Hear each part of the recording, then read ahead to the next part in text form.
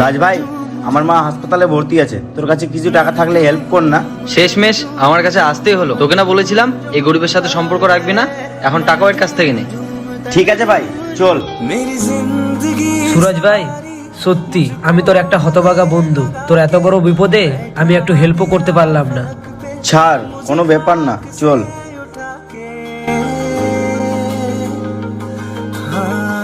সানাউল, তোর টাকা দরকার আছে না? হ্যাঁ। তোকে আমি একটা শর্তে টাকা দিতে পারি। কি শর্ত?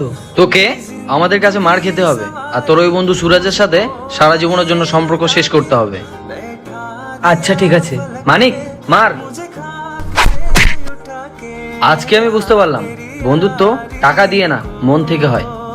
তুই টেনশন করিস না, তোর টাকা দরকার আছে না? এই নে টাকা।